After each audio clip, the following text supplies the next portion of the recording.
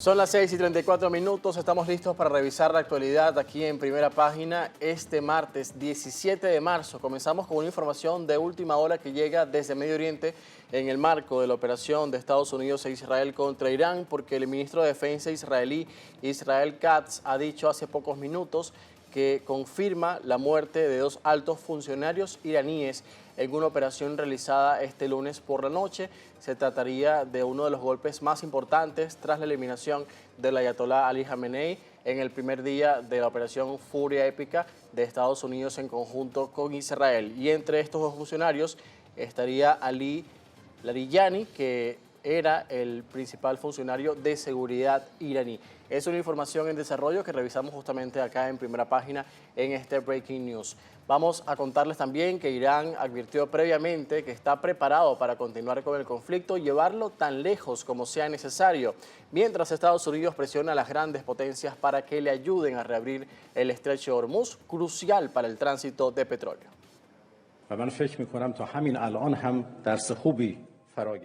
Creo que a estas alturas ya han aprendido la lección y han comprendido con qué tipo de nación están tratando. Una que no duda en defenderse y está dispuesta a continuar la guerra donde quiera que conduzca y a llevarla hasta donde sea necesario. Y también los guardianes de la revolución iraníes aseguraron haber atacado Tel Aviv y el aeropuerto Ben Gurión, así como bases militares estadounidenses en Emiratos Árabes Unidos y Bahrein. La policía israelí informó que fragmentos de proyectiles y restos de interceptores cayeron en lugares sagrados de Jerusalén, incluyendo la explanada de las mezquitas y el complejo del Santo Sepulcro. Israel respondió afirmando haber atacado las ciudades iraníes de Shiraz y Tabriz. Irán también intensificó sus ataques contra infraestructuras civiles y económicas en los países del Golfo. Un dron provocó un incendio en un tanque de combustible cerca del aeropuerto de Dubái. Un misil mató a un civil en Abu Dhabi y un ataque incendió el importante campo petrolífero de Shah en Emiratos Árabes Unidos.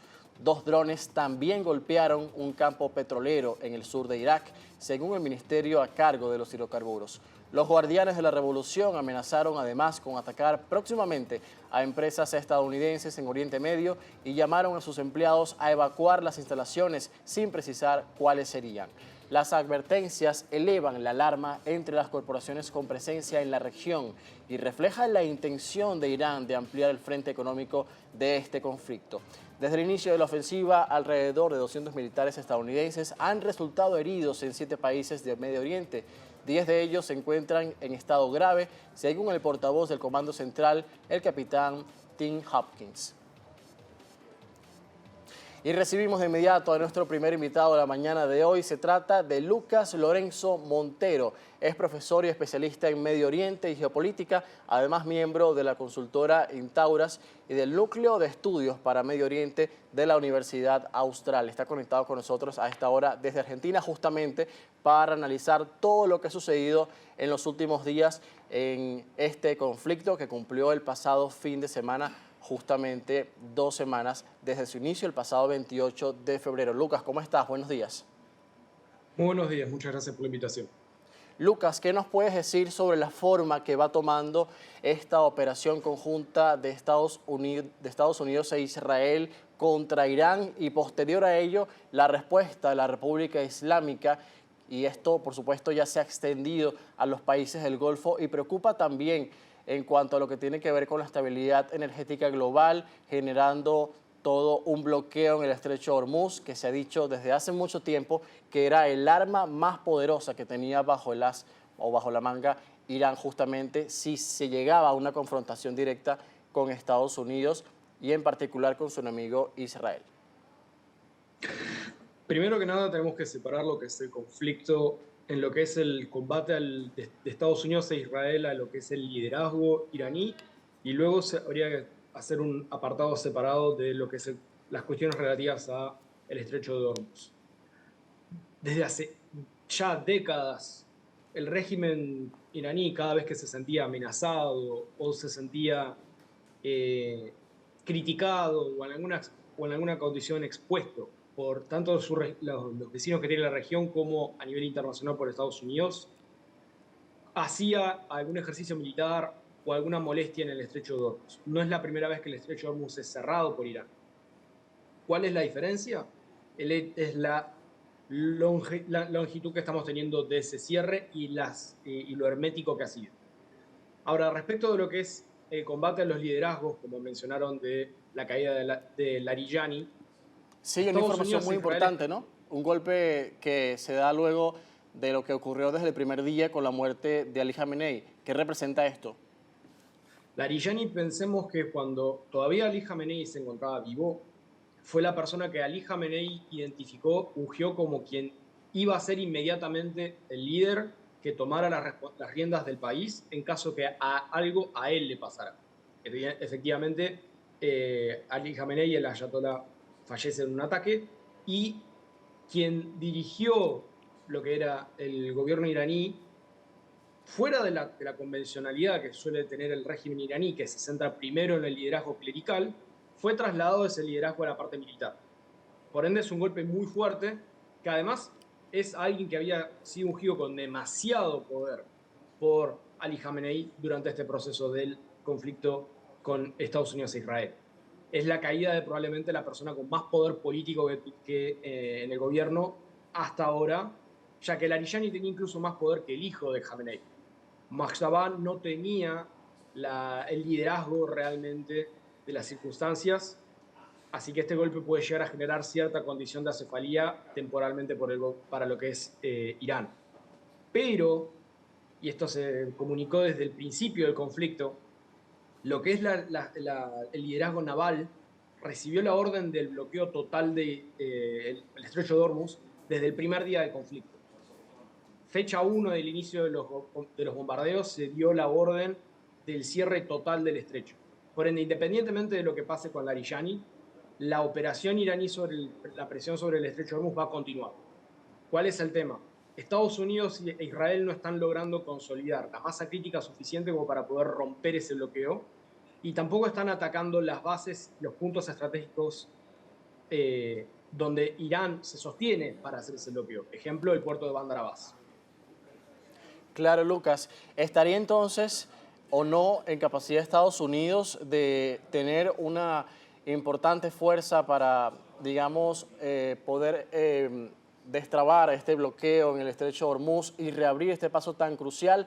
Ayer veíamos la frustración que expresaba Trump respecto a los países de la OTAN y a otros aliados europeos, diciéndoles que su futuro quizás no sería el mejor si no ayudan en este momento con un respaldo robusto para intentar reabrir el estrecho de Hormuz. Es un tema de preocupación persistente en la administración Trump y quisiera consultarte sobre la estrategia, la forma que tiene esto, porque era previsible, ¿no?, que esto iba a suceder si había una confrontación directa tan grave como la que está sucediendo. Primero que nada, la previsibilidad incluso es reiterado. El problema es que Estados Unidos está apelando a algo que realmente ocurre en la realidad, que es los patrullajes regionales entre varios países de zonas que son estratégicamente muy importantes. ¿Qué ocurre no muy lejos de Hormuz? Ocurre en Bab el-Mandeb, que es en el Cuerno de África, y lo que es el estrecho entre el Cuerno de África y la península arábiga. ¿Cuál es el tema? El patrullaje de Bab el-Mandeb es contra piratería, no contra la actividad naval de un Estado.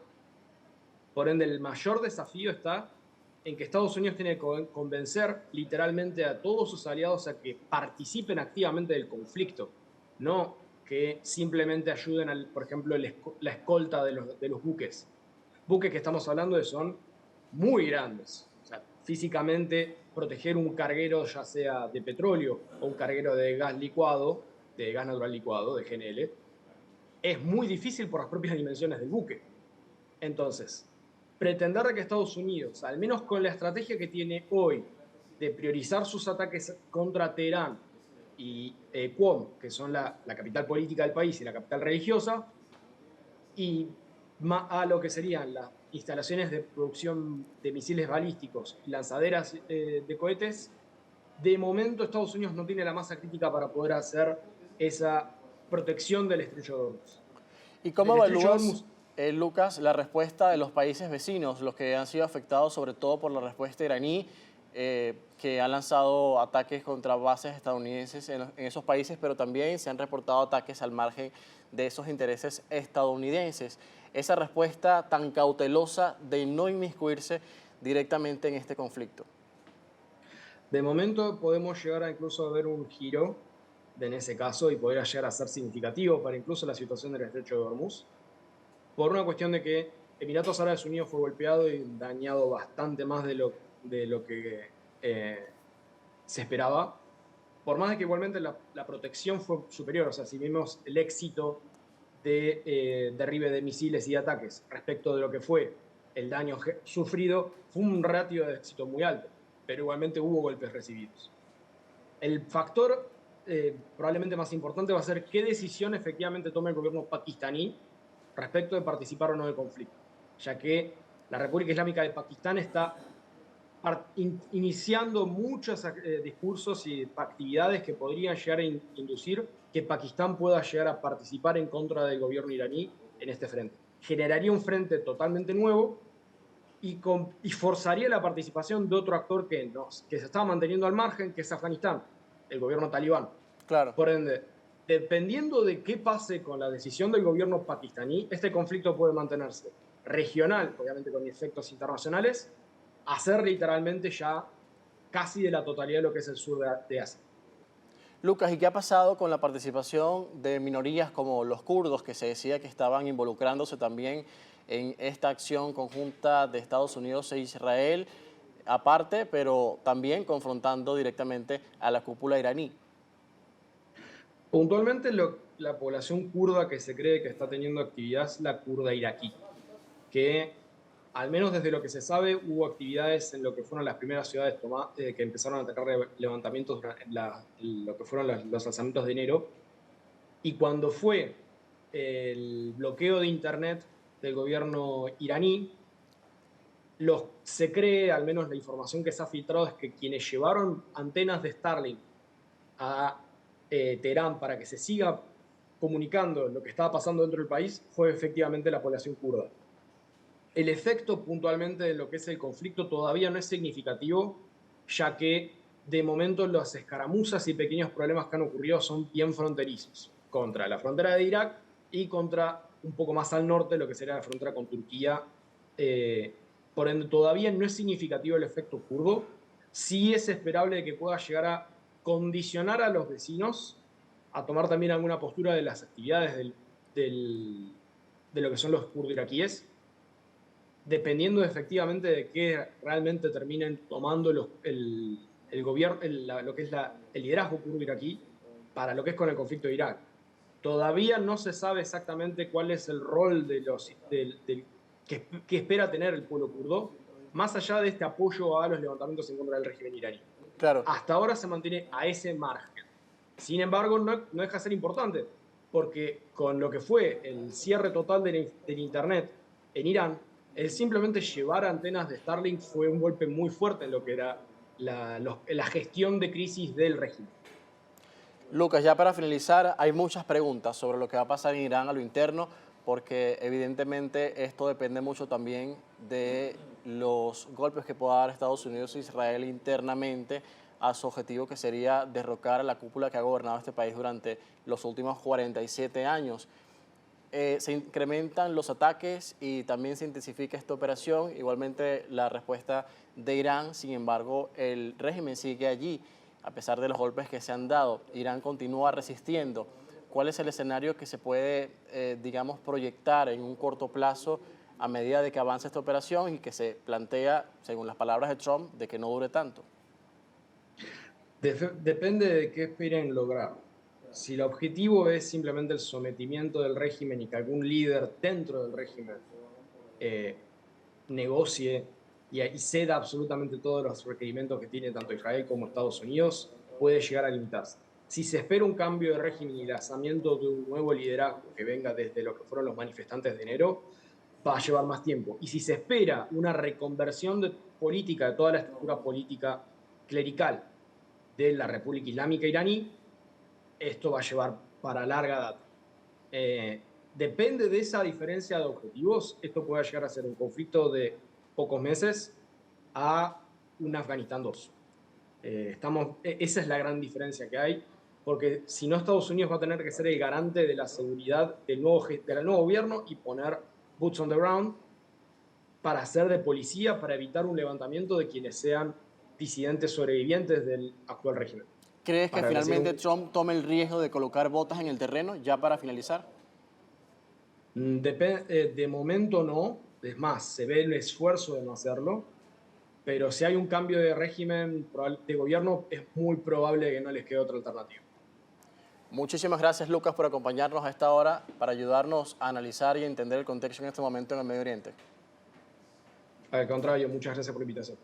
Hoy con nosotros Lucas Lorenzo Montero, es profesor y especialista en Medio Oriente que nos acompañaba justamente desde Argentina analizando toda esta situación bélica en el campo de batalla y justamente los efectos que tiene esto también, no solamente en el campo militar, sino para la energía en el mundo con el bloqueo del estrecho de Hormuz que ha estado en control de Irán. Son las 6:50, vamos a la pausa y al regreso más actualidad en Primera Página. Llega al estudio el segundo invitado del día de hoy.